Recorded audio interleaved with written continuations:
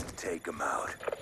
Yo, yo, it's your boy Fried Chicken, and this is another episode of Chicken Tales.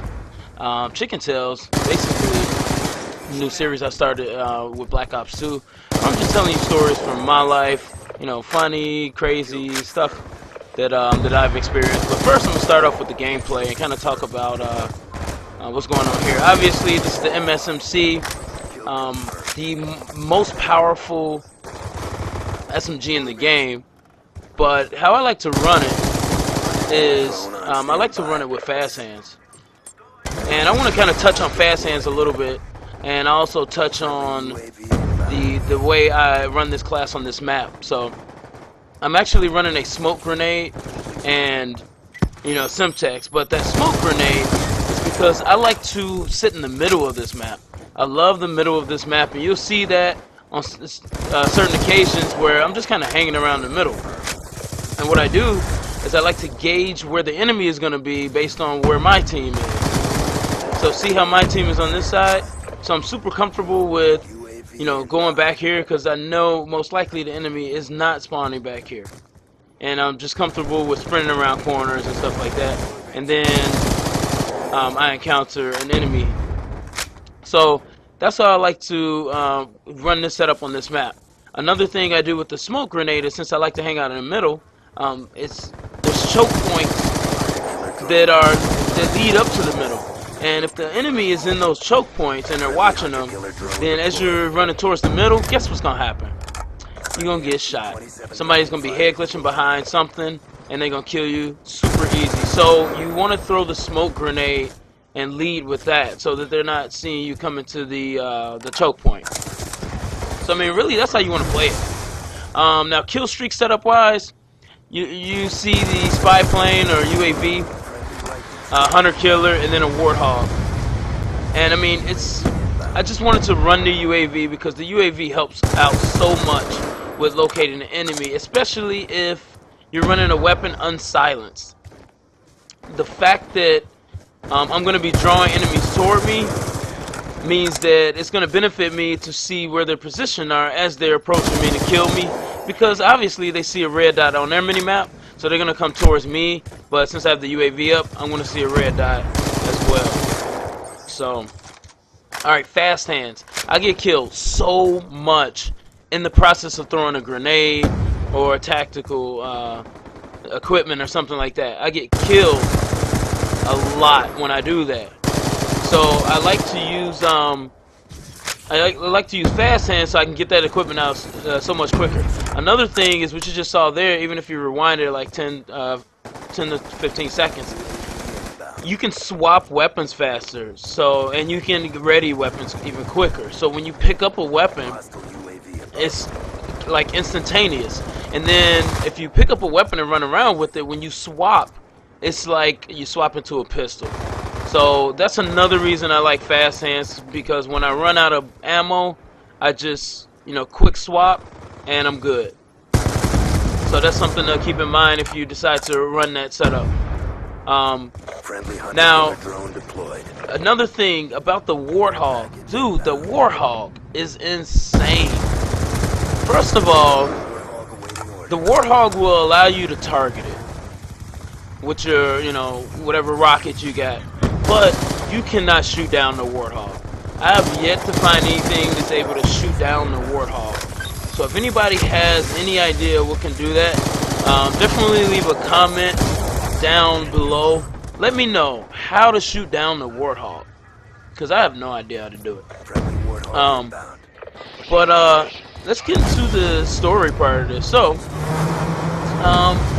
can't remember exactly when, but I was like a junior, senior in high school, and you know, at that time I was pretty confident. You know, I was never, you know, never had money or nothing like that, but I was just at a point where I was just confident in my own skin and comfortable with myself. So I used to just randomly talk to females. So I was at a party with some of my boys, and this girl, she was like the finest girl there. She was just sitting by herself, really not talking to anybody. So I went up and I was like, hey, you know what? I noticed that you're pretty attractive and you're not talking to anybody. I just want to come over here, introduce myself, say what's up. And I was like, is that cool? And she was like, yeah, yeah. So I sat down, started talking to her, and this was on like a Saturday. Started talking to her and everything, and then by the end of the party, you know, I got her number, and I contacted her, hit her up on Sunday. And Sunday, you know, we talked for a few hours. You know what I mean, when you like first talk to a girl on the phone, you talk for like an hour or two because you like asking questions. You don't know this person, so you're getting information from her and stuff like that. And she's also asking you questions like, where you from, you know, blah blah blah, you got any brothers, and all that crazy stuff. So I'm talking to her, and she ends up coming over on Monday. Kind of, you know, she lives well, at the time she lived in the south suburbs. I lived on in the south side, but she probably lived about 40 minutes train ride away from me. So she actually took the train out. I walked to the train, picked her up, walked back, and we just hung out. You know what I'm saying? Hung out at my mom's crib, and pretty much hit it off. So Tuesday rolls around, I hit her up, and we actually, you know, set something up for Wednesday. So she comes back out. So I mean, the chick is cool. Look super good, skinny, got body. Well, you know, like not super skinny, but thin, and super nice body. And you know, I was just like, man, this is, you know, I came up, you know. Basically, I'm like, I got lucky. So she come over Wednesday, we hang out, we chill, you know, we have fun, we talk, all that good stuff. And you know, I tell her on Wednesday, I say, hey, you know what, I gotta do some stuff, you know, tomorrow, Thursday. But what I'll do is I'll hit you up on Friday, and we'll talk over the phone, and you know, woo-de-woo, whatever. So she was like, cool. So Thursday goes by, you know, I'm doing my thing, my family stuff, and then Friday morning, I wake up to my doorbell ringing around like 10:30.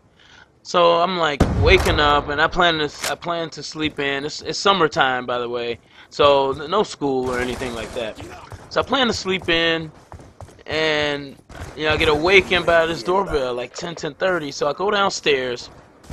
Lo and behold, it's her. She's at the door. So keep in mind, I told her that Thursday I had some stuff to do. I wasn't gonna call her, and then I was gonna contact her on Friday, you know, when I got up, and we were gonna talk.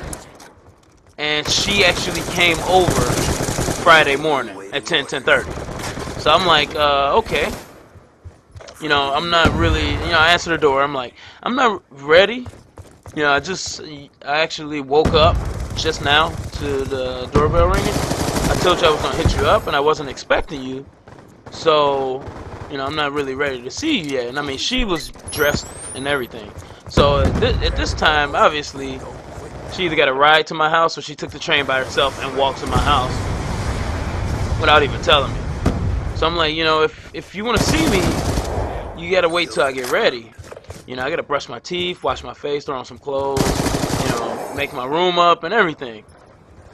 And she was like, all right, cool. And I was like, well, you know, I can't have you in the house while I'm cleaning and stuff. Like, just sitting around.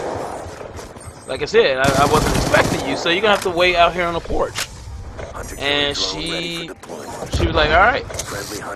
So, long story short, she ended up waiting on the porch. And for about 2 hours, about 12:30, I was done getting ready and everything. She ended up waiting for about 2 hours, and I mean, it never worked out. That day, she told me that she wanted to be with me, and I just had to cut it there.